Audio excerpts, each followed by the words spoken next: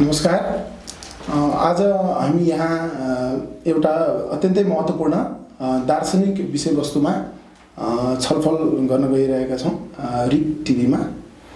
आजको हाम्रो विषयवस्तुको शीर्षक छ इम्पिरिसिजम अथवा यसलाई नेपालीमा अनुभववाद पनि भनिन्छ। यो विषय चाहिँ किन महत्त्वपूर्ण छ भन्दाखेरि यो संसार, यो ब्रह्माण्ड अथवा यो जुन हाम्रो वरिपरिको दुनियाँ छ यसको बारेमा जानकारी कसरी पाउने अथवा यसको बारेमा ज्ञान कसरी प्राप्त गर्ने भन्ने विषयमा इम्पिरिसिजम अथवा अनुभववाद चाहिँ एउटा प्रमुख अत्यन्तै महत्त्वपूर्ण दार्शनिक टुलको रूपमा प्रयोग गरिएको छ, पूर्वीय दर्शनमा पनि र पश्चिमा दर्शनमा पनि। इम्पिरिसिजमलाई चाहिँ हामीले सामान्य भाषामा बुझ्दाखेरि कसरी बुझ्न सकिन्छ भन्दाखेरि अनुभववाद भनेको चाहिँ कुनै पनि कुराको ज्ञान कसरी प्राप्त गरिन्छ भन्दाखेरि त्यसलाई अनुभव गरेपछि मात्र, हाम्रो इन्द्रियहरूले देखेर, छामेर, सुनेर यस्तो इन्द्रियहरूको द्वारा मात्र ज्ञान प्राप्त गर्न सकिन्छ भन्ने दर्शनलाई इम्पिरिसिजम अथवा अनुभववाद भनिन्छ। जस्तो उदाहरणको लागि एउटा म सानो उदाहरण दिन चाहन्छु। जस्तो यो इम्पिरिसिजमको कुरा गर्दा यसको अर्को काउन्टर फिलोसफी चाहिँ त्यसलाई चाहिँ ऱ्यासनलिस्ट आइडिया भनिन्छ, त्यो ऱ्यासनलिजम भनिन्छ त्यसलाई। त्यो भनेको चाहिँ तर्कवाद भयो। त्यो चाहिँ होइन, तर्कवाद र अनुभववादको चाहिँ नि पुरानै एउटा चाहिँ नि द्वन्द्व छ। जस्तो तर्कवादले के भन्छ भने, उदाहरणको लागि मुसाभन्दा घोडा ठुलो छ, घोडाभन्दा हात्ती ठुलो छ भने हात्ती चाहिँ मुसाभन्दा ठुलो छ भन्छ। ज्ञान प्राप्त त्यसरी गर्छ, तर्क गरेर ज्ञान प्राप्त गर्ने। अनुभववादले के भन्छ भने हेर्छ पहिला सुरु, होइन, देख्दाखेरि हात्ती चाहिँ मुसाभन्दा ठुलो देखिएपछि हात्ती मुसाभन्दा ठुलो छ भनेर यसरी चाहिँ ज्ञान प्राप्त गर्नेलाई चाहिँ अनुभववाद अथवा इम्पिरिसिजम भनिन्छ। यसमा वेस्टमा चाहिँ बेसिकली के छ भने धेरै निकै पुरानो छ। जस्तो प्लेटो, एरिस्टोटलहरूलाई चाहिँ विशेष गरी चाहिँ ऱ्यासनलिस्टको रूपमा चिनिन्छ। उनीहरूलाई चाहिँ तर्कवाद, तर्क प्रयोग गरेर मात्र ज्ञान प्राप्त गर्न सकिन्छ, हाम्रो इन्द्रियहरूको भर हुँदैन भन्ने एउटा चाहिँ दर्शन रहेको छ। तर इम्पिरिसिजमको पनि त्यत्तिकै पुरानो त्यहाँ चाहिँ नि पश्चिममा चाहिँ नि त्यसको इतिहास छ, हजारौँ वर्ष पुरानो। जस्तो इपिकुरसलाई चाहिँ प्रथम मानिन्छ, 2500 वर्ष जति अगाडिको, उनलाई चाहिँ प्रथम इम्पिरिसिस्ट जस्तो मानिन्छ। मिडिभल एजमा आएर फ्रान्सिस बेकनलाई इम्पिरिसिस्ट मानिन्छ। र त्यसपछि अहिले अब रिसेन्टली हेऱ्यो भने बर्ट्रान्ड रसललाई चाहिँ नि एकदम एक्सट्रिमिस्ट इम्पिरिसिस्ट भनी मानिन्छ। भनेको मतलब कुनै पनि कुराको ज्ञान, जस्तो उदाहरणको लागि भनौँ न, कुन बात चाहिँ हाम्रो समाजको लागि ठिक हुन्छ भनेर थाहा पाउनलाई पनि इम्पिरिसिजम प्रयोग गर्न सकिन्छ, अथवा ऱ्यासनलिस्ट प्रिन्सिपल पनि प्रयोग गर्न सकिन्छ, अथवा सूर्य पृथ्वीबाट कति टाढा छ भनेर थाहा पाउनलाई पनि एउटा तर्क प्रयोग गरेर पनि ज्ञान प्राप्त गर्न सकिन्छ भन्ने धार छ। अर्को चाहिँ ऱ्यासनलिस्ट, अर्को चाहिँ इम्पिरिसिस्ट, होइन, अथवा अनुभववाद प्रयोग गरेर पनि त्यो ज्ञान प्राप्त गर्न सकिन्छ भन्ने भनाइ रहेको छ। अब ईश्वरको मामलामा पनि यस्तो प्रश्नहरू गरिन्छ, कसैले तर्क गरेर छ वा छैन भन्छ र कसैले चाहिँ नि प्रमाणको आधारमा अथवा अनुभव गरेर छ कि छैन भन्ने गरिन्छ। यसमा चाहिँ अब यो पश्चिमा दर्शनमा चाहिँ हामीलाई यो धेरै नै हामीले पढेका पनि छौँ, धेरैजना यसमा चाहिँ नि अनुभव धेरैजनालाई छ पनि। तर पूर्वीय दर्शनमा पनि इम्पिरिसिजमको चाहिँ पुरानो रुट जरा छ भनेर भन्ने गरिन्छ। यसमा चाहिँ अलिकति सरले प्रश्न पारिदिनुहोस् न। नमस्कार सबैजनालाई र डाक्टर निरज पौड्याललाई धेरै धन्यवाद। यता पूर्व भन्दाखेरि पूर्वमा पनि पर्याप्त विविधता छ। त्यसमध्ये अहिले म मूलतः वैदिक दर्शन र त्यस पछाडि बौद्ध दर्शनसँग जोडेर कुराहरू म गर्छु। हाम्रोमा यो वैदिकमा, बौद्धमा र अरू पनि जुन दर्शनहरू छन्, यो परम्परामा पश्चिममा जस्तै विविधता छ। अझ यो सभ्यताको इतिहास धेरै लामो भएको हुनाले यता जति विविधता छ त्यता अझै त्यति आउन बाँकी छ, आउँदैछ। तर जुन किसिमका हाम्रा पाठ्यक्रमहरू बनेका छन्, सार्वजनिक सङ्कथनमा यी बौद्धिक कुराहरू जसरी जान्छन्, त्यसले मानिसहरूलाई के लाग्छ भन्दाखेरि यो पश्चिम भन्ने बित्तिकै एउटा संरचनाको छ होला र यताको भन्ने बित्तिकै, पूर्वको भन्ने बित्तिकै अर्को खालको संरचना छ होला। किनभने यो मान्छेको जुन सोच्ने जुन प्रणाली हो त्यो हाम्रो पढाइ लेखाइ यस्तो बनाएको छ कि बाइनरी भन्छु के मैले, दुई फक्लेटे यो कि बिजुलीको स्विच अन गर्न मिल्छ कि अफ गर्न मिल्छ भने चाहिँ गरेर पूर्व र पश्चिम भन्यो भने पनि कि यताकोलाई कि अध्यात्मवादी भन्नु पऱ्यो उताकोलाई भौतिकवादी भन्नु पऱ्यो भनेर यसरी ट्याक्कै छुट्याइदिने के त्यसै गरेर ल अनुभववाद भनेको चाहिँ पश्चिमको हो त्यस भएपछि पूर्वमा जाँदाखेरिमा आदर्शवाद भनौँ न त्यो हो भनेर यसरी भनिदिने। अब तर्कको कुरो गऱ्यो भने पनि फेरि त्यो तर्कवादमा पनि यताकाले चाहिँ वस्तुनिष्ठ तर्क गर्छन् अनि अर्कातिरकाले चाहिँ त्यो फ्यालासी भन्छ नि त्यो प्रयोग गर्छन् भन्ने खालको यसरी ठ्याक्कै यो किता अथवा त्यो किताबाट हेर्ने गरेको देखिन्छ। तर हामीले यदि हामीसँग उपलब्ध भएका खास गरी यसकोमा त जुन शास्त्रीय प्रमाण भनौँ न प्राचीन कालका जुन ग्रन्थहरू हुन् ती ग्रन्थहरूमा कसरी प्रस्तुत गरिएको छ भन्ने हेर्ने हो र अहिले पनि संस्कृत वाङ्मयका भनौँ हजारौँ भन्न सकिने गरी ग्रन्थहरू उपलब्ध छन्। त्यो हेर्दाखेरि के देखिन्छ भने हामीसँग अनुभववाद पनि छ, तर्कवाद पनि छ, आदर्शवाद पनि छ, अरू पनि जुन वादहरू हुन् ती वादहरू छन्। तर कहाँ कस्तो बेलामा कसरी प्रयोग गर्ने भन्ने बुझेर त्यसरी हाम्रोमा सबै विचारधाराहरू छन् तर फेरि सबैको समन्वय गर्ने यो पद्धति छ। जस्तो यो वेददेखि नै यो सुरु हुन्छ। अब हामी सृष्टिको कुरा गर्ने नै हो भने जसलाई पश्चिम भनेर भनियो अब अहिले भौगोलिक रूपमा कहाँ पर्छ अर्को कुरा भयो। पश्चिम भन्यो भने जस्तो जुडा क्रिस्चियन ट्रेडिसनबाट हेरियो भने त सृष्टिको सुरुमा के थियो भन्दा त पहिला त शब्द थियो त्यहाँ त प्रश्न लेखेको छ त्यो भन्न खोजेको चेतना थियो नि कन्सियसनेस सुरुमा थियो भने। अब हामी यतापट्टि जो पदार्थवादीहरू भनौँ होइन जसमा अब अहिले धेरै थिए तर कार्ल मार्क्स एकदमै प्रखर भएर संसारभरि मान्छेले चिन्दछन् उनीहरूले हेऱ्यो भने त पहिला पदार्थ थियो त्यो पदार्थमै क्रिया प्रतिक्रिया हुँदै जाँदाखेरिमा बल्ल चेतना आएको भन्ने भनेपछि त्यहाँ चाहिँ ठ्याक्कै कि पदार्थवादी कि चेतनावादी भनेर छ। अब हाम्रोमा वेददेखि नै हेऱ्यो भने त्यस्तो द्वैविध्य छैन त्यस्तो छैन। साङ्ख्यमा आए पछाडि त प्रकृति र पुरुष भनेर अझ त्यो स्पष्ट हुन्छ एकछिनपछि त्यसमा हामी प्रवेश गरिएला। सारमा हेर्दाखेरिमा वेदमै हामी यो सबै कुराको त्यहाँ अंश पाउँछौँ। केमा अनुभववाद केमा तर्कवाद केमा आदर्शवाद यो सबै पाइन्छ। तर सामान्यतया हामीले बुझ्नुपर्ने कुरा के भने जहाँ जहाँ पनि यो भौतिक जगतको कुरा छ त्यो भौतिक जगतमा चाहिँ अनुभववादलाई जसलाई पश्चिममा इम्पिरिसिजम भनेर भनिन्छ अथवा हाम्रोभन्दा इन्द्रियजन्य प्रत्यक्ष ज्ञान जुन हो त्यसलाई प्रधानता छ हाम्रोमा। जस्तो वेदमा हामी हेरौँ त ऋषयो मन्त्रद्रष्टा र भनिन्छ वेदलाई देखिएको भनिन्छ भन्ने बित्तिकै त्यो ह्युमन एजेन्सी भन्छ नि मानवीय कर्तृत्वको पाटो कति प्रधान छ त्यहाँ।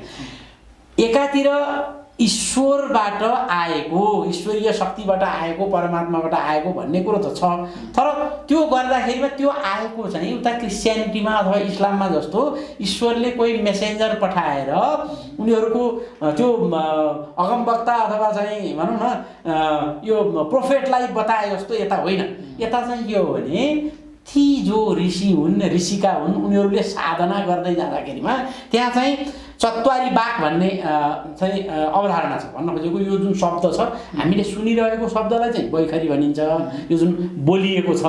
अनि त्योभन्दा अगाडि जुन हामी मस्तिष्कमा सोचिरहेका हुन्छौँ दिमागमा सोचेका हुन्छौँ त्यसलाई मध्यमा भनिन्छ। अनि मध्यमा भन्दा पनि भित्री तहको मानिन्छ जसलाई ध्यानको बेलामा त्यो अनुभूत गर्न सकिने त्यसलाई पश्यन्ती भनिन्छ र जसलाई त्यो परम तत्त्वको रूपमा लिइने हो जहाँ गइसके पछाडि पदार्थ र चेतनाको भेद मेटिन्छ त्यो तहमा परा भनिन्छ। अनि के हुन्छ भने बैखरीलाई श्रवण गर्ने हो त्यस पछाडि गएर त्यो श्रवण गरेपछि मनन हुन्छ मननपछि निधिध्यासन हुन्छ र निधिध्यासनपछि साक्षात्कार हुन्छ। भन्न खोजेको सामान्यतया शब्द सुनिन्छन् तर यी विशेष शब्द के हुन् त साधनामा देखिने हुन् भनेर यसरी त्यो पनि एक किसिमको अनुभव हो। तर यो भौतिक तहको होइन किनभने यो भने यसको मान्यता हाम्रोमा शरीर त तीन तहको मानिएको छ। एउटा स्थूल शरीर मानिएको छ अर्को सूक्ष्म शरीर मानिएको छ अर्को चाहिँ कारण शरीर मानिएको छ जसलाई आजको भाषामा बुझ्ने भन्दाखेरिमा जुन फिजिकल बडी हो एउटा त्यो मानिएको छ। अर्को मेन्टल त्यसको चाहिँ जस्तो प्लेटोले भन्दा क्याट र क्याटनेस भन्छ नि भने जस्तै त्यो मेन्टल जुन बडी हो त्यो मानिएको छ र त्योभन्दा पर स्पिरिचुअल त्यसको डाइमेन्सन छ भन्ने मानिएको छ। त्यसो भएको हुनाले त्यहाँ कसरी हेर्छन् त भन्दा एकातिर जो निराकार होइन, त्यस्तो ब्रह्मतत्त्वको रूपमा पनि त्यहाँ मानिएको छ। अनि फेरि ईश्वरीय जुन अवतारको रूपमा अथवा चाहिँ दैवी भनौँ न मस्तिष्कमा प्रभाव पार्न सक्ने यो दृष्ट अदृष्ट फल दिन सक्ने यस्तो शक्तिको रूपमा पनि मानिएको छ भने फेरि भौतिक तहमा हेर्दाखेरिमा चाहिँ जलमा वरुण त्यो दैवी शक्ति मानिएको छ। त्यस पछाडि यो जमिनमा अग्नि, त्यस पछाडि जमिनभन्दा माथि गएपछि यहाँ वायु, त्योबाट माथि गइसके पछाडि सूर्य देखिएको छ। र त्यहीँ त्यो जुन बर्खाको बेलामा जुन चट्याङ पर्छ नि त्यसलाई एउटा उदाहरण लिन सकिन्छ। त्यो यति शक्तिशाली हुन्छ, त्यस्तो शक्ति त्यो पनि एक किसिमको अन्तरिक्षको शक्ति भनौँ, त्यसलाई इन्द्र मानिएको छ। भन्दा हामी प्रतीकमा धेरै जुन त्यो चिन्तन भएको त्यहाँ देख्छौँ, त्यसले के गर्छ त भन्दाखेरिमा सुरुमा त अनुभववाद हो। अब वेदमा यसरी आउँछ, जहाँ चाहिँ मरुदको कुरा गरौँ, अश्विनौ जुन अश्विनी कुमार भनिन्छ नि उनीहरूको कुरा गऱ्यो भने हरेकको के छ त भन्दा हरेकको भौतिक पक्ष पनि छ, मानसिक पक्ष पनि छ र अनि त्यसको आध्यात्मिक पक्ष पनि छ। त्यसलाई उपनिषदमा आइसके पछाडि अझ स्पष्ट हुन्छ। खास गरी छान्दोग्य उपनिषदमा गएपछि त्यहाँ प्रसङ्ग नै आउँछ। त्यहाँ उद्दालक आरुणी बुवा उनका छोरा श्वेतकेतु चाहिँ के हुन्छ भने उनी यस्तो पढाइमा प्रखर कि गुरुकुलमा उनले आजको भाषामा भन्दा उनी चाहिँ त्यहाँ सर्वश्रेष्ठ भयो, गोल्ड मेडलिस्ट भयो भनौँ न। त्यो भइसके पछाडि त उनीमा त अलिकति गर्व पनि आयो, अलि अहङ्कार जस्तो पनि आयो। घर आइसके पछाडि पनि अनि अब कहिलेकाहीँ हुन्छ नि नयाँ पुस्ताले पुरानो पुस्तासँग केही जाने छैन भन्ने मतलब गर्दैन। अझ कतिपय अवस्थामा त यिनीहरूलाई के थाहा छ र भने जस्तो मान्छ नि। त्यो देखे के बुवाले छोरामा। अनि एक दिन छोरालाई बोलाएर सोध्छन्। अब त्यसमा संवादमा जान्छ। उपनिषद भनेको त संवादबाट हुने ग्रन्थहरू हुन्। संवाद गर्दै गर्दै गर्दै जाँदाखेरिमा अनि उनले त्यहाँ प्रयोग गरेको कुरो चाहिँ के हो भने जुन पछि गएर जुन वैशेषिक दर्शनमा पनि त्यो कुरो आउँछ, त्यो अन्तिम यो संसारको जुन त्यो एटोमिक भनौँ न स्ट्रक्चरसम्म पुर्याउने कुरो आउँछ।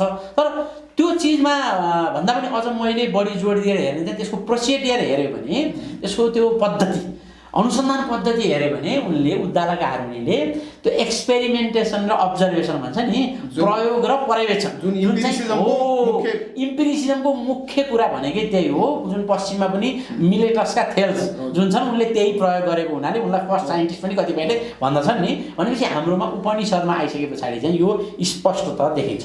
अब यो पाटो हाम्रोमा अघि नै मैले भने विभिन्न वाद छन्।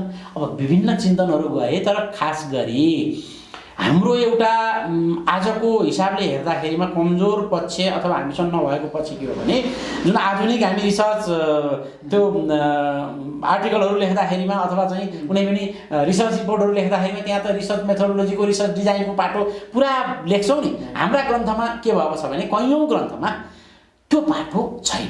जस्तो उदाहरणलाई भारद्वाजको विमान शास्त्र भन्यो भने यस्ता यस्ता विमान भन्ने छ, तर त्यो विमान कसरी बनाउने भन्ने मेथोडोलोजी नभएको हुनाले आज ती विमान बनाउन सकिँदैन।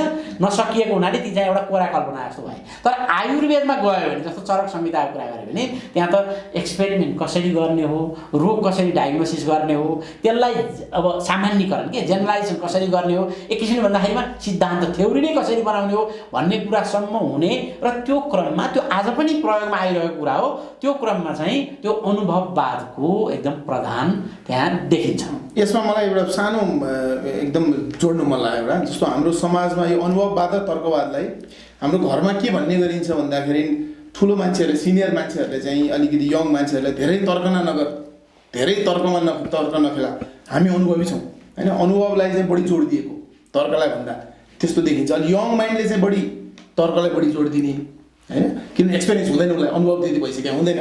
र अनुभवी माइन्डले चाहिँ नि बढी अनुभवलाई जोड दिने होइन, इम्पिरिसिजमलाई बढी जोड दिने तर्कलाई भन्दा त्यस्तो देखिन्छ। त्यसमा अब के भन्न सक्छ? हाम्रो यतापट्टि हेऱ्यो भने खास गरी जो स्थितिका पक्षधर हो भनेको समाज जे छ ठिक छ, अझ पहिला ठिक थियो होइन, यो कायमै रहनुपर्छ भन्ने मान्नेहरू हुन्छन् एक थरी। उनीहरूले चाहिँ जहिले पनि केमा जोड दिन्छन् त भन्दाखेरिमा यो जे छ हामीले पुरानो अनुभवबाट जे कुराहरू लिएर आइरहेको हौँ यसलाई मात्रै मान्नुपर्छ भन्छ भने जो परिवर्तन ल्याउने शक्ति हो त्यसले के गर्छ भन्दा त्यसले तर्क गर्न खोज्छ। त्यसो भएको हुनाले हाम्रोमा खास गरी दर्शनतिर गयो भने तर्कानुग्राहक हुनुपर्छ भन्ने यो स्पष्ट मान्यता छ। जुन कुरो तर्कको कसीमा ठहर्दैन त्यसको अर्थ अनुभवबाट नगर्ने, इन्द्रियजन्य ज्ञानबाट नलिने भने होइन। हाम्रोमा त त्यो त्यो तर्कका लागि जुन अनुमान प्रमाण भन्ने आउँछ, त्यो इन्फेरेन्स जुन हो, त्यसको पनि आधार त्यो अनुभव हो। त्यसो भएको हुनाले यहाँ यी दुईटालाई सँगै लाने तर स्थितिगत्यात्मक हुनुपर्ने भएको हुनाले प्रत्यक्ष पनि कहिलेकाहीँ त्यो इल्युजन हुनसक्छ, क्या भ्रम हुनसक्छ भन्ने भएको हुनाले तर्कको कसीमा त्यसलाई प्रशस्त परख गर भन्ने चाहना। त्यसो भएको हुनाले यो सन्तुलन यहाँ देखिन्छ। अब यसलाई हामी हेरौँ न, जस्तो दर्शनशास्त्रमा गयो भने अघि मैले भने साङ्ख्यको हामी कुरा गऱ्यौँ भने प्रकृति र पुरुषको संयोजन भएपछि बल्ल सृष्टि हुन्छ भन्छ। त्यसमा प्रकृति भनेको चाहिँ जुन अहिले पदार्थ भनिन्छ नि त्यो हो। पुरुष भनेको फेरि अहिलेको मेल भन्न खोजेको होइन, यहाँ पुरुष भनेको कन्सियसनेस हो। त्यो प्रकृति र पुरुष जब सँगै आउँछन्, संयोग हुन्छन्, उनीहरू चाहिँ त्यो चेतनाले पदार्थ बनाएको भन्ने पनि त्यहाँ स्पष्ट त्यसरी भनेको होइन। पदार्थबाट चेतना आएको भनेको पनि होइन। सृष्टिको सुरुदेखि नै ती सँगै छन्, तर तिनीहरूको बिचमा जबसम्म संयोग हुँदैन त्यहाँ सृष्टि हुँदैन। संयोग भएपछि हुन्छ भनिन्छ नि। त्यो संयोग हुने क्रममा पनि त्यस पछाडि त्यहाँ अब त्यहाँ चाहिने विचारधारा अनुसारबाट 24 वा 25 जुन पदार्थहरू भनिन्छ, त्यो पदार्थ हामीले हेऱ्यौँ भने पनि कतिपय पदार्थहरू यस्ता छन् जो अनुभवको कारणले अथवा इन्द्रियजन्य ज्ञानबाट मात्रै आउने छन्। कतिपय कुरा त्यहाँ के छन् भने इन्द्रियजन्य ज्ञानले पक्रिनेवाला छैन। त्यहाँ के छ त यसमा मलाई अलिकति एउटा अनुभूतिबाट आउनुपर्ने यो छ। त्यसो भएको हुनाले यो दुईटालाई संयोजन गरेर नहेरी यतापट्टि हुँदैन, एकाङ्गी हुन्छ। जस्तो अब ज्ञानलाई ग्रहण गर्ने माध्यम इन्द्रिय बाहेक अरू केही हुनसक्छ भन्ने कुरामा कसरी यसमा के भनिएको छ यो हाम्रो पूर्वी दर्शनमा? जस्तो इन्द्रिय, किनभने ज्ञानलाई व्यक्त गर्ने आखिरमा इन्द्रियले नै हो र ज्ञानलाई लिने इन्द्रिय बाहेक अरू के हुनसक्छ भन्ने विषयमा कसरी भन्छ? अघि सबले तीनटा शरीर हुन्छ भनेर भन्नुभएको थियो। अब यसमा कानबाटै जाने हो, शब्द त कानैबाट जाने हो, र त्यसलाई हामीले ग्रहण गरेर मनन गरिसकेपछि त्यो शरीर बाहेक अरू के हुनसक्छ? त्यो अनुभव बाहेक अरू के हुनसक्छ त्यो? अब यसमा ठ्याक्क हामी अहिलेसम्म चाहिँ वेदको, उपनिषदको, आयुर्वेदको कुरा गरेर दर्शनमा प्रवेश गर्दै थियौँ। यहीँनिर यसको उत्तर पनि छ। जस्तो वैशेषिक दर्शनमा हामी गयौँ भने त्यसले त सबै कुरालाई त्यसलाई विभाजन गर्दै जाँदाखेरि अन्तिममा विशेष भन्छ, जसलाई आजको एटम जस्तो भनौँ न, त्यसमा त्यसले पुर्याउँछ। भने साङ्ख्यको, वैशेषिकको, अनि यतापट्टि गएर फेरि अब मीमांसामा हामी प्रवेश गरौँ है त। मीमांसामा जाँदाखेरिमा जैमिनीको, शबरको र कुमारिलको यो जुन परम्परा छ त्यहाँबाट हेऱ्यो भने त्यहाँ के गर्छ त उसले भन्दा 6वटा प्रमाणको कुरा गर्छ। 6वटा मध्ये पहिलो प्रमाण हो प्रत्यक्ष। प्रत्यक्ष भनेको पर्सेप्सन है। पहिला म यो 6वटैको भन्छु अनि कस्तो यिनीहरूको अन्तर सम्बन्ध बताइएको छ म भन्छु। त्यस पछाडि अनुमान भनिन्छ। अनुमान भनेको यहाँ गेस भने होइन, इन्फेरेन्स भने इन्फेरेन्स। त्यस पछाडि शब्द भनेको वर्ड अथवा भर्बल टेस्टिमोनी भनिन्छ, जसमा चाहिँ श्रुति त्यो वेददेखि लिएर त्यस पछाडि स्मृतिदेखि लिएर अनि आप्तवचनदेखि लिएर अब सामान्य जनको कुरा पनि आयो। उत्तरोत्तर त्यो चाहिँ आधिकारिक चाहिँ त्यो श्रुतिसम्म त्यो पुगेको हुन्छ। त्यस पछाडि उपमान भनेर भनिन्छ। उपमान भनेको अब कम्पेरिजन गर्ने होइन, एनालोजी दिने यस्तो खालको कुरा आयो। त्यस पछाडि त्यहाँ के आउँछ भन्दाखेरि अर्थापत्ति। अर्थापत्तिलाई चाहिँ हामी के भन्न सक्छौँ भन्दा इम्प्लिकेसन होइन, यो पनि प्रमाणको रूपमा मानिएको छ। त्यस पछाडि गएर अथवा कन्ट्राडिक्सन पनि भन्न सकिन्छ, त्यसलाई सहिलो छ। अन्तिम भनेको चाहिँ अनुपलब्धि, जुन अभाव होइन, नन एक्जिस्टेन्स, यो भनिन्छ भने यतापट्टि प्रमेय भनियो नि, जो इपिस्टेमोलोजीको क्षेत्रको कुरा गर्यो त्यहाँ चाहिँ उसले द्रव्यको कुरा गर्छ, जातिको कुरा गर्छ, अनि गुण, कर्म र अभावको कुरा उसले गर्छ यो मीमांसा दर्शनमा। अब यहाँ गएपछि यसले के भन्छ भनेदेखि प्रत्यक्ष प्रमाण नै प्रमाणहरूको राजा हो। यसको कुरो के हो भने नि, जहाँसम्म प्रत्यक्ष प्रमाण लागू हुन्छ त्यहाँसम्म अरू प्रमाणलाई प्रवेशै छैन। भने मतलब त्यो चाहिँ प्रत्यक्ष प्रमाण भन्नु मतलब अनुभव हो, अनुभव इन्द्रियजन। अब त्यहाँ प्रश्न भनेको छ इन्द्रिय 5वटा हुन्छन्, त्यो पनि लेखिएको छ। र 6औँ जुन मन हो त्यो बनेको चाहिँ यो इन्द्रियहरूको संयोगबाटै हो। तर त्यसले के गर्छ भन्दाखेरि यी सबैको भन्दा उसको स्वतन्त्र सत्ता छ क्या। भन्दाखेरिमा यो मन आफै कहीँबाट आउने होइन। मन केबाट बन्छ भन्दा मन यो शरीरमा जुन चेतना छ त्यो आत्मा भयो। त्यो आत्मा र अनि यो जुन पदार्थ छ यताबाट भन्दाखेरिमा त पृथ्वी, जल, तेज, वायु, आकाश भन्यो नि, पञ्चतत्त्व र आत्माको जब संयोग हुन्छ, साङ्ख्यको भाषामा भन्दा प्रकृति र पुरुषको जब संयोग हुन्छ, त्यो भइसके पछाडि तिनीहरू अलग अलग रहँदैनन्। ती जब आउँछन् उनीहरूको संयोगको कारणले त्यहाँ बिचमा मन पैदा हुन्छ। त्यो मन कस्तो हुन्छ भन्दा त्यो मन इन्द्रियहरूको विभू हुन्छ। कस्तो गजब कुरा छ, बनेको त्यो मूलत इन्द्रियहरूको कारणले गर्दा नै हो। इन्द्रिय मार्फतबाट भन्न हामी जस्तो भनौँ न, के खान्छौँ, के रस लिन्छौँ, त्यसले त्यसलाई असर पर्छ, के सुन्छौँ त्यसले असर पर्छ। पदार्थले नै बने हो, पदार्थले बनेको भए तापनि फेरि सँगसँगै के भन्छ भने उसको विभूको रूपमा के छ भन्दा आत्मा छ, उसको लगाम अर्कैसँग छ। अब जुन दिन त्यो मनले मेरो लगाम आत्मासँग छ भन्ने थाहा पाउँछ, त्यस पछाडि ऊ एउटा सही बाटोतिर जान्छ, मर्यादित जीवन उसले जिउँछ। मर्यादित चिन्तन जुन बुद्धको भाषामा सम्यक चिन्तन भनिन्छ, यता योग दर्शनमा पनि छ, त्यो गर्छ। त्यो भएन भने चाहिँ के गर्छ भने त्यो इन्द्रियहरूको घोडा बन्छ। इन्द्रियहरूको घोडा बन्छ भनेको के भने जस्तो अहिले मान्छेहरूलाई मधुमेह रोग लाग्छ अनि मानव धेरै यो चिनी भएको खानेकुरा खान हुँदैन, तर त्यहाँ लड्डु देख्यो भने, कुनै अरू मिठाई देख्यो भने, चिनी मिश्री त्यो देख्यो भने उसलाई खाउँ खाउँ खाउँ खाउँ लाग्छ। जिब्रोको जुन स्वाद हो त्यसको बसमा परेर उसले खाइदिन्छ। जबकि त्यहाँ गर्नु के पर्थ्यो, मन भनेको त माइन्ड हो नि, मन भनेको यहाँ फिलिङको मात्रै कुरा होइन कि ऱ्यासनल चाहिँ कुरा पनि हो, यो तर्क पनि त्यसले गर्नुपर्ने हो। तर त्यसलाई इन्द्रियले जित्दिन्छ। त्यसो भए जुन यो मान्छेहरू आत्महत्या गर्छन्, सुसाइडको कुरा छ नि, अनि लागु पदार्थको दुर्व्यसनमा बस्छन्, यो सबै अवस्था के हो त, यो चाहिँ मनलाई इन्द्रियले जितेको। यसमा साथै महत्त्वपूर्ण कुरा एउटा सरले भन्नुभयो, मन भनेको चाहिँ तर्क गर्ने, जस्तो वेस्टमा त्यसरी भनिँदैन। वेस्टमा चाहिँ के भने चाहिँ ब्रेन र हार्टलाई चाहिँ छुट्याइन्छ। मन भने चाहिँ त्यो अलिकति भावुक हुन्छ, त्यो तर्क गर्दैन त्यसले, तर ब्रेन होइन दिमागले चाहिँ नि तर्क गर्ने हो भनेर छुट्याएको देखिन्छ। यो मैले अलि एकदम अनौठो कुरा, हाम्रो यो मनले पनि तर्क गर्ने कुरा भन्नुभयो, यो यसको विषयमा अलिकति उपनिषद हेऱ्यो भने खास गरी उपनिषदमा आएपछि वेदमा त सङ्केत त यसको हुने भयो, उपनिषदमा अलिक विस्तृत छ। उपनिषदमा गइसके पछाडि यो हामीले त मन भनेर यहाँ देख्छौँ, पहिलो फिल्ममा के चलन छ भने मैं यहाँ से नहीं सोच्दा यहाँ से नहीं करता हूँ, यस्तो यस्तो भन्छ नि। तर खास हाम्रो शास्त्रीय प्रमाण भन्यो भने के हो त भन्दा यही नै हो जसले सोच्छ, यही नै हो जसले अनुभूत पनि गर्छ। त्यसो भएको हुनाले यहाँ छैन केही पनि। तर के हो भने कैयौँ कुराहरू यो कन्स्ट्रक्टेड रियालिटी भने जस्तो तपाईँ जापानमा जानुभयो भने त्यो संवेगको केन्द्र यो ठाउँ हो क्या, पेट हो। यहाँ यो नाभि छ नि, यहाँ हाराकिरी गर्दाखेरिमा पनि यहाँ उधारेर सुरु गर्ने हो। उसले चाहिँ नि उसले के भने मेरो चित्त दुख्यो भन्नु पऱ्यो भने उनीहरूको भाषा अर्कै छ, तर उसको हात पनि यहाँ जान्छ। हाम्रोमा के हुन्छ भने यहाँ जान्छ। यो चाहिँ नि समाजको जुन संस्कृति हो, संस्कृतिले दिएको एक प्रकारले भन्दा तपाईँहरूलाई भ्रम पनि भन्न सक्नुहुन्छ, तर भ्रमै भए तापनि अनुभूति त गरे हो नि, यो एक खालको सत्य हो। त्यसो भएको हुनाले तर भित्री जुन त्यो हामीले जैविक रूपमा हेऱ्यो भने अथवा वैज्ञानिक रूपमा हेऱ्यो भने मन यहाँ छैन, यहाँ पनि छैन, अन्यत्र कहीँ पनि छैन। मन कहाँ छ? मस्तिष्कमै मन छ। अब यो मस्तिष्कमा भएका गतिविधिले यहाँ धड्कन बढ्छ नि त, अथवा पेटमा पनि हामीलाई हवाईजहाजमा पनि त्यस्तो हुन्छ होइन, त्यो पेटमा पनि प्रभाव पार्छ। अब त्यो कल्चरली त्यसलाई कसरी लियो त्यसले प्रभाव पार्ला। जस्तो चलचित्र भने जस्तै हो, चलचित्रमा त सबै भ्रमै हो नि, तर त्यो चलचित्रभित्र भएका घटना त सत्य पनि हुन्। फेरि त्यो चलचित्रको लागि त्यो सत्य हो भने जस्तै यो अनुभूतिमा कसरी जान्छ भन्ने कुरा के। अब यसले ठुलो प्रश्न के आउँछ भने त्यसो हो भने ज्ञान कसरी आएको नि।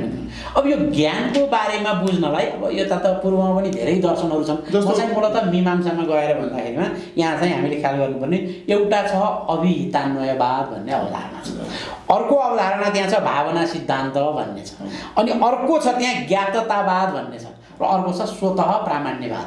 जबसम्म हामी यो चारवटा कुरामा पर्याप्त विचार विमर्श गर्दैनौँ तबसम्म यताको अनुसारबाट ज्ञान कसरी हासिल हुन्छ भन्ने कुरो बुझ्न यो गाह्रो हुन्छ। यसमा म अलिकति पश्चिमा पर्सपेक्टिभ अलिकति जोड्छु है। यसमा चाहिँ के छ भने जस्तो पश्चिमले चाहिँ के भन्छ, जस्तो अब्जर्भेबल युनिभर्स भन्छ एउटा होइन। भन्नुको मतलब जहाँसम्म देखिन्छ त्यहाँसम्मको मात्र हामीले चाहिँ ज्ञान प्राप्त गर्न सक्छौँ होइन।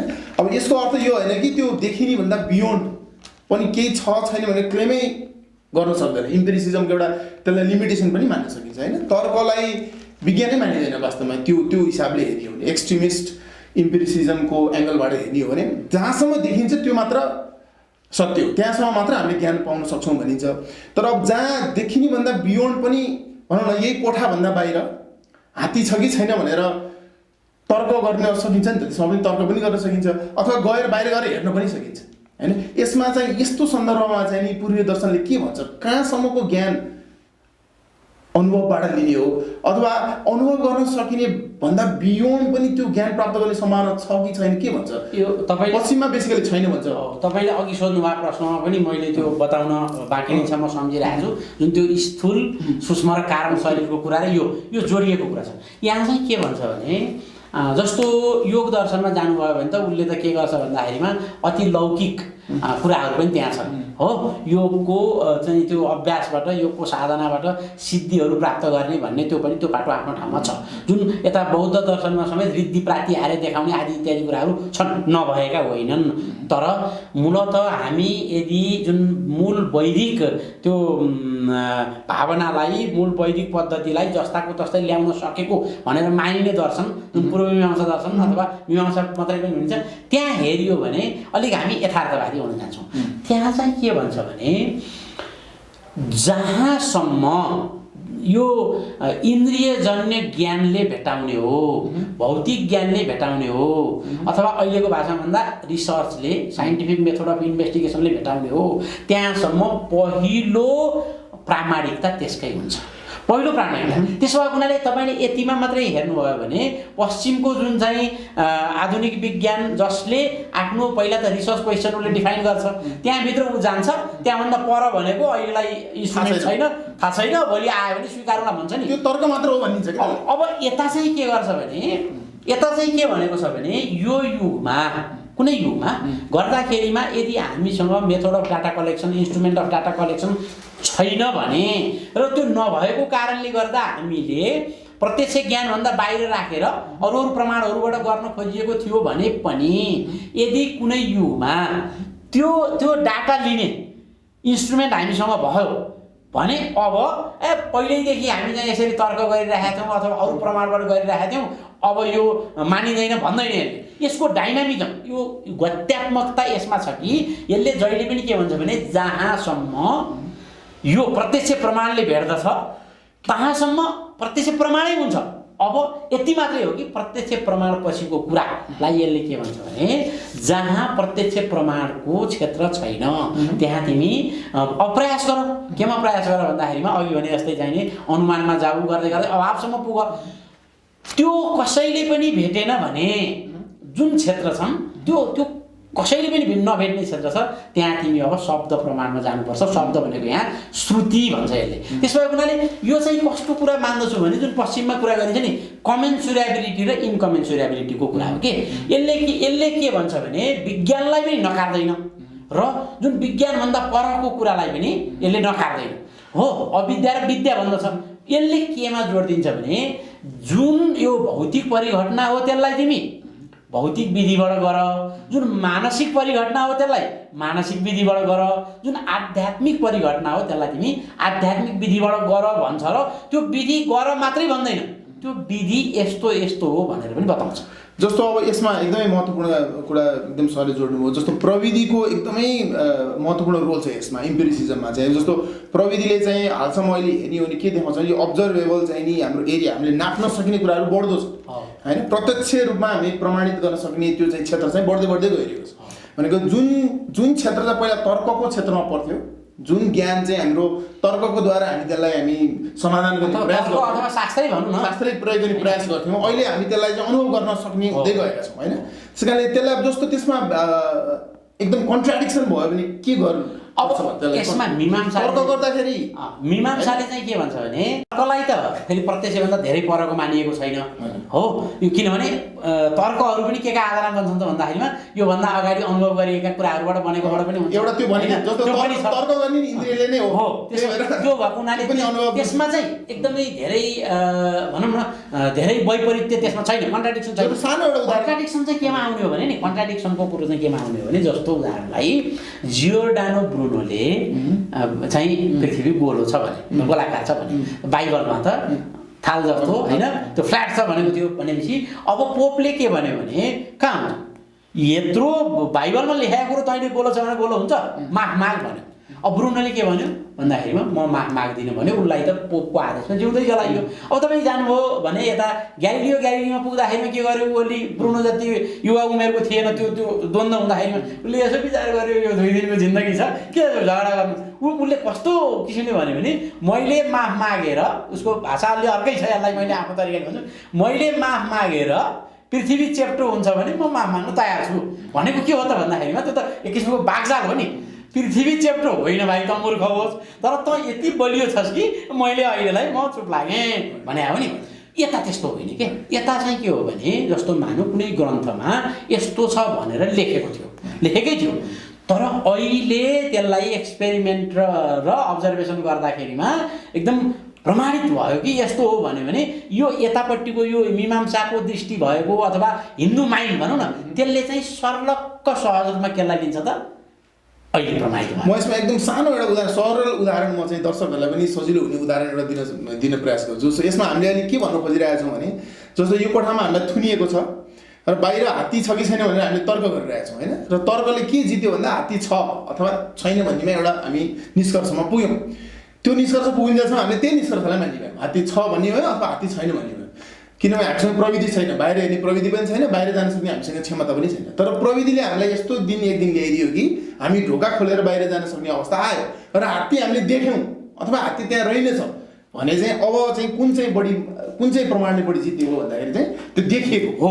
अब हात्ती छ भन्ने मान्ने भयो, अगाडि जेसुकै भन्ने होस् हात्ती छ नै भन्ने भयो हो। व्यवहारिक चाहिँ जुन यथार्थ जे हो त्यसलाई मान्नुपर्छ भनेको हुनाले यही कुरालाई स्वतः प्रामाण्यवाद भन्छ क्या। अहिले तपाईले जुन भनिरहनु भएको छ नि, मीमांसाको भाषामा के हो भने हामीले यहाँ मान्नु 2 वर्षसम्म तर्क गरेर बाहिर हात्ती छैन भनेर प्रमाणित गरेको, तर हामीले ढोका खोलेर बाहिर जाने बित्तिकै हात्ती त्यहाँ उभिरहेको रहेछ भने हामीले अघि गरेको तर्क, हाम्रो जुन अनुभूति हो, हामीमध्ये कतिलाई त बाहिर हात्ती चाहिँ हुँदै नभएको बाघ कराएको आवाज त्यस्तो महसुस पनि भइरहेको हुनसक्छ नि। तर जब हात्ती देखिन्छ त्यही बिन्दुबाट त्यो स्वतः प्रामाणिक हुन्छ र त्यो ज्ञानलाई मानिन्छ। मीमांसाको शक्ति भनेको यही हो। मीमांसा पनि आधुनिक विज्ञान जस्तै यसले जहिले पनि त्यो भेरिफाएबिलिटी अथवा फल्सिफिकेसन भन्छ नि, त्यसको ढोका बन्द गरेको छैन। तर यति मात्रै भनियो भने फेरि यसको कहानी पुरा हुँदैन क्या। किनभने पश्चिममा जुन एक किसिमको हामीले देख्यौँ नि कि चाहिँ नि एकदमै त्यो पदार्थवादी कि चेतनावादी भनेर द्वैविध्य यस्तो त होइन यसमा। त्यसो भएको हुनाले यसले के भन्छ भने एउटा यस्तो क्षेत्र आउँछ, यसले भनेको जुन क्षेत्रमा तिम्रो इन्द्रियजन्य ज्ञानको प्रवेश हुँदैन, त्यो क्षेत्र भनेको यसले भन्छ त्यहाँ चाहिँ यो नेचुरल ल अथवा प्रकृतिको नियम चल्दैन।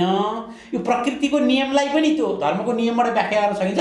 अझ बढी त्यहाँ देखिन्छ कि त्यो धर्मको नियम ज्यादा चल्दछ र त्यो धर्मको नियम भनेको सहिलेसँग यहाँ फेरि यो मन्दिर जाने कि मस्जिद जाने कि गुम्बा चैत्य जाने यो कुरो होइन, चर्च जाने होइन। धर्म भनेको जस्तो सूर्यको धर्म के भन्यो भने रात प्रकाश दिने र त्यो एट्र्याक्सन र रिपल्सनको शक्तिले चाहिँ यो सोलर सिस्टमलाई चाहिँ होल्ड गर्ने हो नि त त्यो धर्म। भने त्यसको जुन व्याख्या छ त्यो त सूर्यको पो अहिले रिसर्च भएको हुनाले कयौँ कुरा हामीले भन्न सक्यौँ, तर कयौँ कुरा यस्ता छन् जसको अनुसन्धानै भएको छैन, हामी भन्न सक्दैनौँ। त्यो नसक्दाखेरिमा पनि कम्तीमा हामी के भन्न सक्छौँ भने त्यहाँ एउटा नियमले त्यो चलेको छ त भन्न सक्छौँ नि। भनेपछि त्यो जुन नित्य नियम हो त्यो नियमलाई उसले धर्म नामले त्यो संज्ञाले बताउँछ र उसले के भन्छ भने तिम्रो मस्तिष्कले भेटेन भने पनि, अब मैले मस्तिष्क किन प्रयोग गरेँ भने इन्द्रियले त त्यहाँ लगेर थिग्र्याउने हो नि त। त्यो मस्तिष्कले भेटेन भने पनि यसले चाहिँ के भन्छ भने कर्मको नियम भन्छ। फेरि कर्मेति मीमांसाका भन्छ, मीमांसा दर्शनमा कर्म भनिन्छ, कर्म सिद्धान्त भनिन्छ। त्यसो भएको हुनाले कोहीले त्यो मीमांसा पढ्दाखेरिमा खास गरी पश्चिममा जो बाइनरी पद्धतिबाट अथवा यतापट्टि यो चाहिँ जुन स्टालिनवादी यो चिन्तन पद्धतिबाट हुर्केकाहरूले मीमांसा दर्शन पढ्दाखेरिमा यो हात्तीको चाहिँ पुच्छर समात्नेले चाहिँ हात्ती पुच्छर जस्तो छ भने जस्तै अनि कान समात्नेले कान भने जस्तो गरेर उनीहरू त्यही मीमांसा दर्शन त नास्तिक रहेछ भन्दै हिँड्ने पनि छन्, यहाँ मीमांसा दर्शन आस्तिक रहेछ भन्दै हिँड्ने पनि छन्। तर मीमांसा दर्शन वास्तवमा यति बृहत्तर छ कि त्यहाँ जुन चारवाकले भन्न खोजेका कुरा अथवा अहिलेको इम्पिरिसिजमले भन्न खोजेका कुरा पनि त्यहाँ छन्। तर उसले के भन्छ भने त्यो कमेन्सुरेबिलिटीको चाहिँ नीतिबाट भौतिक परिघटनाको लागि त्यो हो। त्यहाँबाट पर गएपछि फेरि त्यसका लागि उसले जुन अदृष्ट जुन दैविक अथवा मानसिकलाई त्यहाँ यज्ञ कसरी गर्ने, अनुष्ठान कसरी गर्ने, त्योबाट अपूर्व फल भन्छ, त्यो कसरी पैदा गर्ने भन्ने पनि कुरा गर्छ। त्यति मात्रै नभएर जुन यो आत्मदर्शन छ नि, आत्मदर्शनको कुरा पनि त्यसले गर्दछ। तर हामीले बुझ्नुपर्ने के हो भने जसै जसै हामीसँग प्रविधि बढ्ला, जसै जसै हामीसँग उपकरणहरू होलान्, जसै जसै कुनै पनि परिघटनालाई हामीले इन्द्रियबाट चाहिँ मापन गर्न सकिएला, तब तब जुनसुकै ठाउँमा जेसुकै लेखेको भए तापनि यो जुन स्वतः प्रामाण्यवादले के भन्छ भने यो चाहिँ प्रिभेल गर्छ, यो अगाडि जान्छ।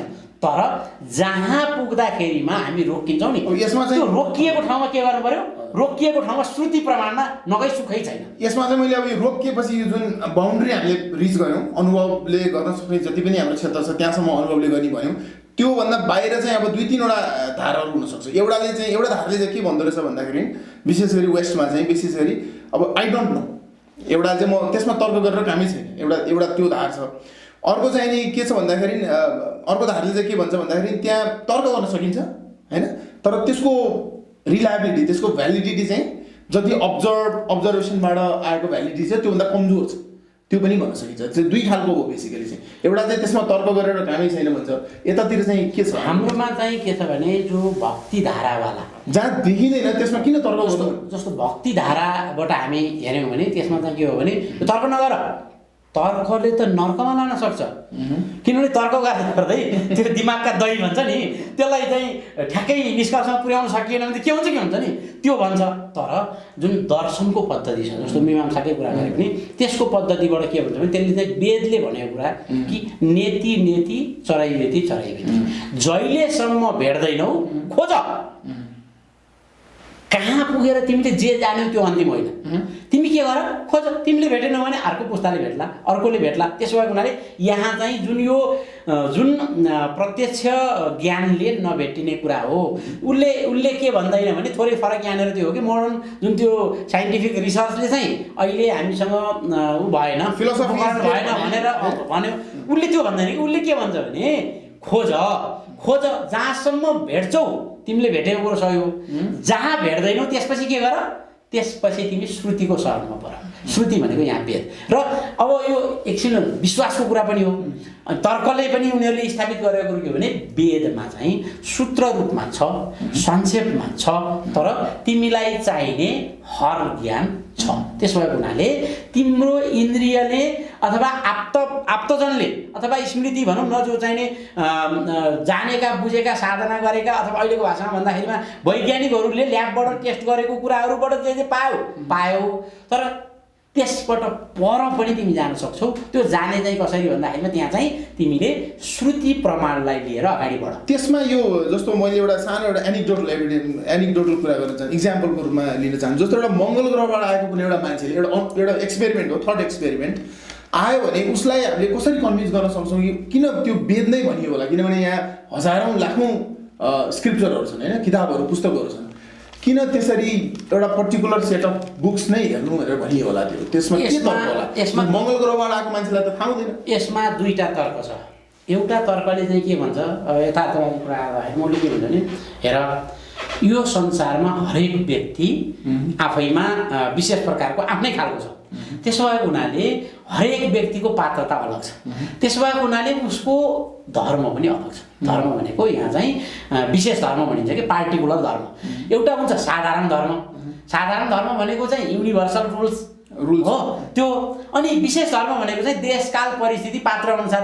त्यसो भएको हुनाले यदि मङ्गल ग्रहबाट आउनेले यो कुरो थाहा पाएको छैन भने त्यो थाहा नपाइन्जेलको बिन्दुसम्म उसले जे थाहा पाएको छ नि, यो चाहिँ वेदान्तमा अथवा बौद्ध दर्शनमा जस्तो चाहिँ त्यो भ्रम होइन के मीमांसा अनुसार। उसका लागि जस्तो कोही मान्छेले बाटोमा डोरी देख्यो, सर्प चाहिँ थिएन, तर सर्प भन्ठान्यो भने पनि तर्सिएको त साँच्चै हो नि, त्यसको रौँ ठाडो भएको, उसको लागि पसिना आएको, त्यो बेलामा त साँचो हो नि। त्यसो कारण मीमांसाले के भन्छ भने त्यो जुन मङ्गल ग्रहबाट आएको, चन्द्रमाबाट आएको व्यक्ति हो, त्यसका लागि जुन बेलासम्म उसले यो कुरो थाहा पाउँदैन नि उसको धर्म यो होइन। त्यसमा उसलाई यदि कुनै दोष लाग्नुपर्ने त्यो पनि लाग्दैन, कुनै पुण्य हुनुपर्ने त्यो पनि हुँदैन। जुन हामी यहाँको अन्य पशु कीटपतङ्ग उनीहरूलाई पनि हामी उदाहरण लिन सक्छौँ कि उनीहरूलाई थाहा छैन के, उनीहरूलाई थाहा छैन। तर जसलाई थाहा छ, जसलाई थाहा छ वेद छ भन्ने थाहा छ र वेदले दिएको बाटो यो हो भन्ने थाहा छ, उसका लागि चाहिँ के हो त यो थाहा पाएर मात्र हुन्छ कि मनन बन्धनकारी होइन। थाहा पाउनु पहिलो चरण हो नि त। थाहा पाए पछाडि त फेरि हामीले बुझ्नुपर्ने कुरा के हो, उसले त त्यसलाई सेट अफ फ्याक्ट्सको रूपमा पनि लिन सक्छ। मीमांसाको पद्धति भनेको फेरि जुन अहिले मैले पोपले चाहिँ नि डन्डा लाए जस्तो जिउँदो जलाए जस्तो पद्धति होइन नि मीमांसा भनेको त। मीमांसाले त तर्क गरेर शास्त्रार्थ गरेर अरूलाई यो कुरामा चाहिँ हो भन्ने ख पार्ने हुन्छ नि नेपाली, ख पारेर यो यसको पुनरुद्धार भएको। त्यसो भएको हुनाले उसले के गर्छ भने जुन दिनसम्म कसैको पनि सोच विचार चिन्तन स्थिर भएको छैन तबसम्म प्रशस्त खोज्न पाइन्छ। उसले के भन्दैन भने जस्तो कैयौँ पन्थहरूमा हुन्छ नि, त्यहाँ लेखेको कुरा बाहेक तिमी दायाँ बायाँ गर्नै पाउँदैन, तिमीले थाहा नपाएर गरे भए पनि तिमीलाई दण्ड दिइन्छ भने हुन्छ होइन। ब्लास्फेमी लको कुरा आयो भने मैले थाहा नपाएर गरे भने छोड्छ, तर यता पनि त्यस्तै छ भन्ने भनाइ छ। अनि के अरे इग्नोरेन्स अफ ल इज नो एक्सक्युज भन्छन् अहिले आधुनिक हुँदा पनि। तर मीमांसाले त्यो भन्दैन। मीमांसाले के भन्छ भने जुन बिन्दुसम्म तिमी खोज्दैछौ नि, खोज्ने क्रममा त तिमी स्थिर छैनौ, तर खोज्ने प्रयत्न त इमान्दार हुनु पर्यो नि।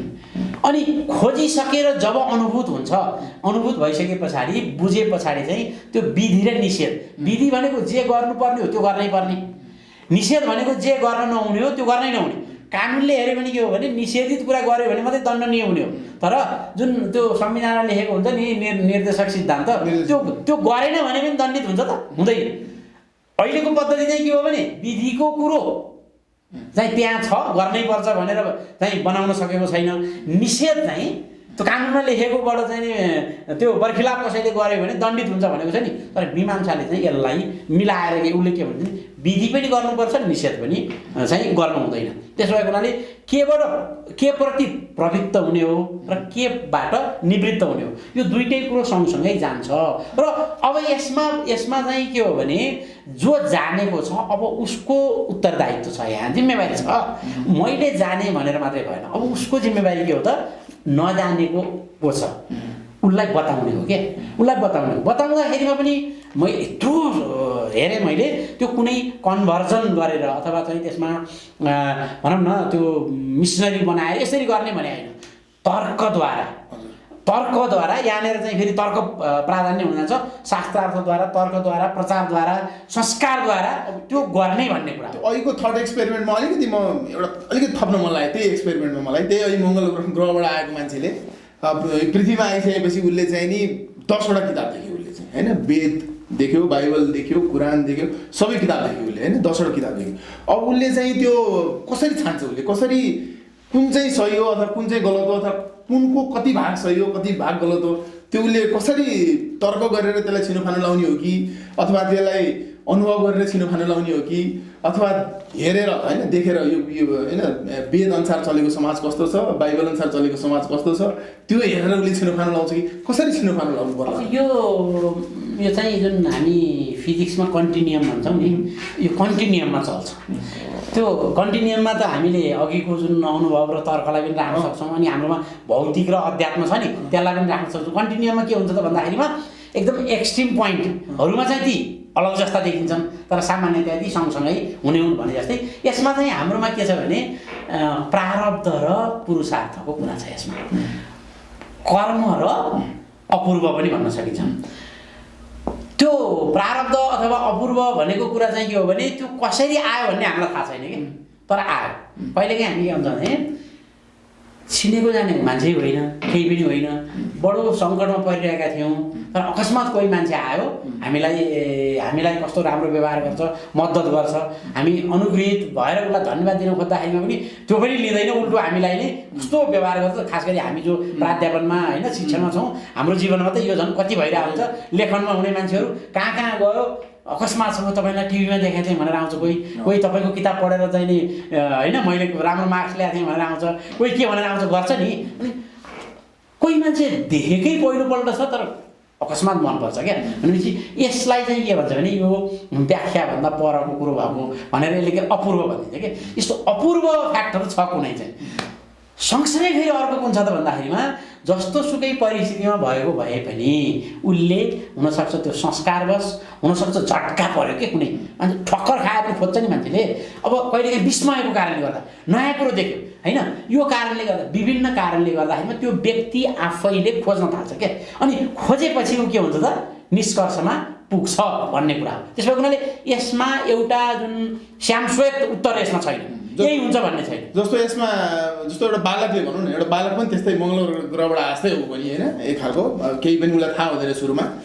तर उसलाई पनि एउटा चाहिँ यसमा यो पनि भन्न सकिन्छ होला सायद मान्छेमा चाहिँ एउटा चाहिँ भित्र एउटा चाहिँ नि क्षमता एउटा हुन्छ राइट र रङ होइन जस्तो मर्डर इज ब्याड होइन हत्या गर्नु नराम्रो हो अथवा कुनै एउटा बालकले चाहिँ नदेखिकन पत्याउँदैन उसले भनेको भएर उसले पत्याउँदैन नदेखिकन नछामिकन भनेपछि यस्तो गुणहरू अनुभवबाट सिक्ने अथवा तर्कबाट सिक्ने अथवा राइट र रङ यस्ता गुणहरू चाहिँ मान्छेले जन्मिँदै लिएर आएको हुने हो कि कुनै अध्ययनै नगरिकन पनि उसँग हुन्छ किनभने जस्तो अमेजनको जङ्गलमा बस्ने ट्राइबल मान्छेहरू जो छन् होइन उनीहरूले कुनै पनि पुस्तक नपढेका हुन सक्छन् कुनै पनि विज्ञानको पुस्तकहरू पनि नपढेका हुन सक्छन् तर उनीहरूलाई धनुर्विद्या आउँछ धनुष बाण हानेपछि यसरी गएर घोपेर लागेर मर्छ भन्ने उनीहरूलाई थाहा हुन्छ त्यस कारण त्यो मान्छेमा पहिल्यै त्यो गुण हुन्छ कि जन्मजातै यसमा चाहिँ यसमा एकदमै रोचक कुरा छ एउटा चाहिँ भावना सिद्धान्त मीमांसाको त्योबाट पनि व्याख्या गर्न सकिन्छ अर्को नाट्यशास्त्रको रस सिद्धान्तबाट पनि गर्न सकिन्छ। यसमा चाहिँ के भनिन्छ भने हामीमा जुन हाम्रो व्यवहारको मूल जुन चिन्तन हो नि चिन्तन अथवा जुन अनुभूति हो नि त्यो पहिल्यैदेखि हुन्छ त्यो आभ्यन्तरमै रहेको हुन्छ तर जबसम्म बाह्य परिस्थितिले त्यसलाई उद्वेलित गराउँदैन स्टिरिङ भन्छ नि त्यसलाई इग्नाइट हुँदैन नि तबसम्म त्यो फेरि हामीलाई अनुभूत पनि हुँदैन अथवा त्यो खालको व्यवहार हामी गर्दैनौँ। त्यसो भएको हुनाले त्यो जुन बालक हो जो शिशु जन्मिन्छ जन्मिने बित्तिकै उसँग खासमा त्यो सबै कुरो त्यही हुन्छ जसरी बरको सानो बीजमा एक प्रकारले भन्दाखेरिमा त्यो सारा जुन वृक्ष त्यही नै छ के जेनेटिकल्ली भन्ने हो भने तर जबसम्म त्यो माटोमा जाँदैन त्यसका लागि आवश्यक पानी होइन प्रकाश आदि इत्यादि पाउँदैन त्यो अङ्कुरण हुँदैन भने जस्तै पुरै बिउ त हुन्छ नि त मानवमा पनि के भनेको छ भने मानवमा विभिन्न कारणले गर्दाखेरिमा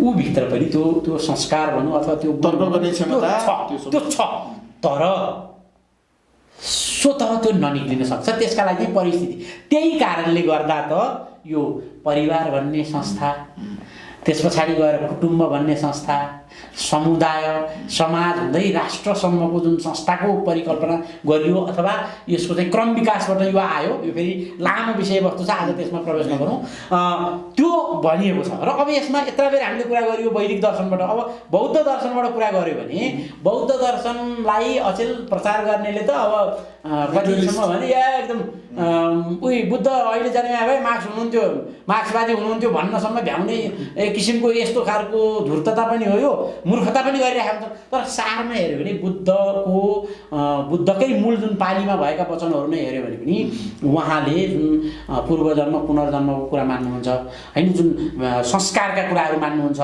होइन यो सबै हेर्दाखेरिमा उहाँ पनि यो अघि भनेको पद्धतिभन्दा धेरै टाढा हुनुहुन्न उहाँले अपदिपो भव भन्ने जुन यो भौतिक परिवेश हेर्ने यसको परीक्षण गर्ने अवश्य भन्नुभएको छ तर त्यो एक पाखो हो के अर्को पाखोमा फेरि उहाँले पनि के कुरा गर्नुभएको छ त भन्दाखेरिमा त्यो यसमा मलाई सानो एउटा सोध्न मन लागेको छ जस्तो बुद्धिज्मको कुरा गर्दाखेरि चाहिँ बेसिकली चाहिँ बुद्धिज्मलाई चाहिँ मेटेरियलिस्ट भौतिकवादी त्यो त होइन किनभने पुनर्जन्ममा त्यहाँ पुनर्जन्मको कुरा छ आत्माको कुरा छ होइन तर बुद्धलाई अनिश्वरवादी चाहिँ भन्न मिल्छ कि ईश्वरमा विश्वास नगर्ने चाहिँ भन्न मिल्छ कि किन ईश्वरको त बुद्धले कुरा गरेको जस्तो मलाई लाग्छ।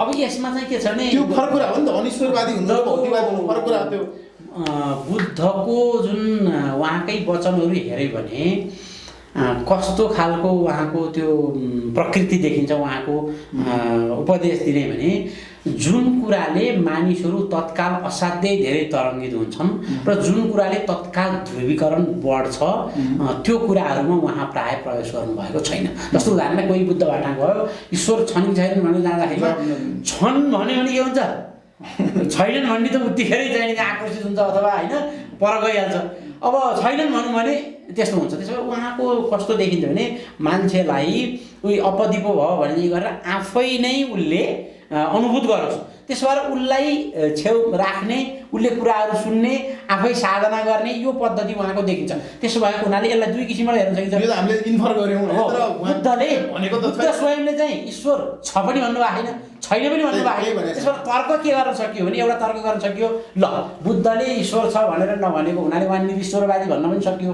अर्काले फेरि के भन्न सक्ने भयो, त्यो त बुद्धको अगाडि त्यो रिसर्च क्वेसनै होइन त, जुन रिसर्च क्वेसनै छैन त्यो अनि उमा त्यसको चाहिने कन्क्लुजनमा त्यो आउँछ त। तर भौतिकवादी होइन चाहिँ भन्न सकिन्छ नि त, किनभने हामीले के भने भौतिकवादको अवयव पनि उहाँको उमा छ, शिक्षणमा अथवा उहाँको उपदेशमा, उहाँको धर्मदेशनामा छ, तर त्यति मात्रै छैन। मूल कुरो यो हो कि यहाँ त मान्छे त के गर्ने भयो भने एकाङ्गी भएर कि चाहिने कि यो कि त्यो आइदर अर सिचुएसनमा जान्छ।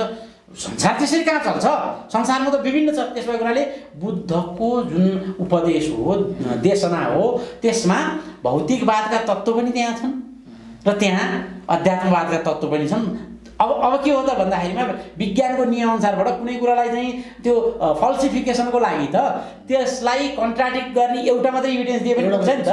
त्यसो भएको हुनाले भौतिकवादले नभेट्ने, भौतिकवादले नखाम्ने कुराहरू पनि बुद्धले बताउनु भएको हुनाले बुद्ध भौतिकवादी मात्रै हुनुहुन्न थियो, उहाँ के हुनुहुन्थ्यो भन्दाखेरि उहाँको बृहत्तर। अब हाम्रोमा त्यसरी हुँदैन, हाम्रो त आदि भौतिक आदि दैविक आध्यात्मिक हो। यतापट्टि हेऱ्यो भने मीमांसाको, उपनिषद्को होइन, वेदको, उपनिषदमा विद्या र अविद्याको कुरा दुइटै जोड्नुपर्छ भनेकै जुन छ त्यो हिसाबले हेर्दाखेरिमा हाम्रोमा त्यसरी एकदमै कित्ताकाट होइन। जुन अब अहिले पश्चिममा पनि यता पनि सबैतिर मान्छेहरू मल्टिडिसिप्लिनरी हुनुपर्छ, मल्टी प्याराडाइमेटिक हुनुपर्छ भने नि हाम्रो लगभग त्यो किसिमको हो। हस् त, धेरै धेरै धन्यवाद। आज एकदमै हामीले इम्पिरिसिजमबाट सुरु गरेर एकदम यो भौतिकवाद को विषयसम्म पनि प्रवेश गऱ्यौँ। धेरै नै रोचक छलफल भयो जस्तो लाग्छ मलाई आज। भविष्यमा पनि हामी यस्तै अरू अन्य विषयहरूमा पनि छलफल गरि नै रहनेछौँ। आजलाई धेरै धेरै धन्यवाद। तपाईँलाई यो पहल लिनुभएकोमा विशेष धन्यवाद र हामी यसरी नै पछि पनि यो हाम्रो जुन ज्ञानको सत्सङ्ग छ यसलाई अगाडि बढाउँदै जाने नै छौँ। नमस्कार। यस भिडियोलाई लाइक, कमेन्ट र सेयर गर्न नबिर्सिनुहोला। फेरि यस्तै रोचक भिडियोहरू हेर्नका लागि यस च्यानललाई सब्स्क्राइब गरेर घन्टी बजाइदिनुहोला।